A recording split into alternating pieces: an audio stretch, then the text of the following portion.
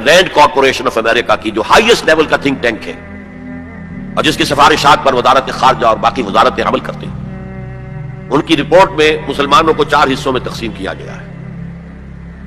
Number 1 وہ لوگ جو اسلام کو ایک نظام زندگی سمجھتے ہیں، پولیٹیکل سوشو اکنامک سسٹم بھی سمجھتے ہیں، ایک مذہب کے علاوہ۔ مذہب بھی ہے، عقائد بھی ہے، عبادات بھی ہیں، رسومات بھی ہیں، لیکن اس کے ساتھ ہی پولیٹیکل سوشو اکنامک سسٹم جو سمجھتے ہیں they are our enemy number 1. We have to crush them in whatever way it is possible. اس لیے کہ ہم اپنے مد مقابل کسی نظام کو کھڑا ہوا نہیں دیکھ سکتے۔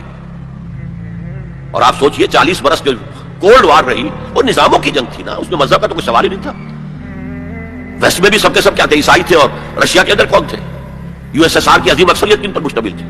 یہ چند مسلمان ممالک چھوڑ دیجئے، قازقستان وغیرہ، تو باقی تو سارا وہ عیسائی تھے نا۔ مذہب کا کوئی ایلیمنٹ نہیں تھا، ایلیمنٹ نظام کا تھا۔ ہمارا کیپٹلسٹک نظام اور یہ کمیونسٹ نظام اس کا چیلنج بن کر آ گیا ہے، نتھنگ ڈوئنگ، برداشت نہیں کریں گے۔ تو فنڈامنٹل اس کے بارے میں تو ان کی پہلے پالیسی ڈکلیئرڈ ہے، we have to crush them. نمبر 2 ہے ٹریڈیشنل لوگ، روایتی علماء، یہ اپنے مسجدوں میں، اپنے مدرسوں کے اندر قال اللہ قال الرسول پڑھنے میں ہیں، تو یہ فی نفس ہی تو خطرناک نہیں ہے، لیکن اگر یہ فنڈامنٹلسٹ کے ساتھ مل جائے تو بہت خطرناک ہے، اس لیے کہ ان کے پاس جو ہے لوگوں کے ساتھ رابطے کا مستقل ذریعہ موجود ہے۔ ہر جمعے کو جلسہ عام ہو رہا ہے، چھوٹا سا جلسہ کرنے کے لیے بھی آپ کو کتنے پاپڑ بیلنے پڑتے ہیں، اس کا اشتہار شائع کیجئے، اس کی ڈنڈوری کیجئے، اس کا اعلان کیجئے، وہ کتنے آئیں گے؟ 200-400 آ گئے تو بڑی بات ہے۔ یہاں وہ کچے دھاگے سے بدے آ رہے ہیں، نہا دھو کر کپڑے بدل کر عطر لگا کر چلے آ رہے ہیں۔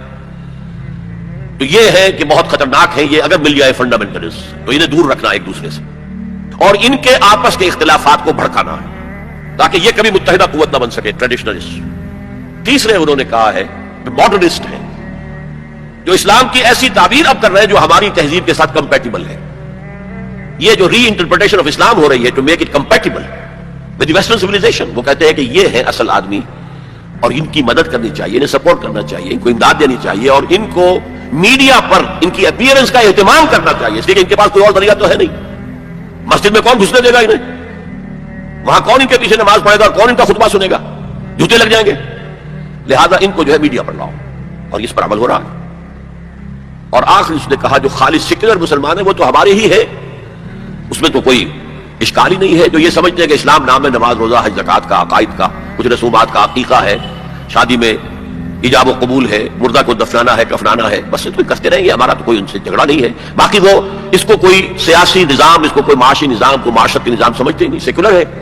لہذا ان دونوں طبقات کو سپورٹ کرو، اور یہ جو 2 طبقات پہلے ہیں ان کے خلاف جدوجہد کرو۔ یہ ہے پالیسی ایڈوائز جو دی گئی ہے امریکہ کی حکومت۔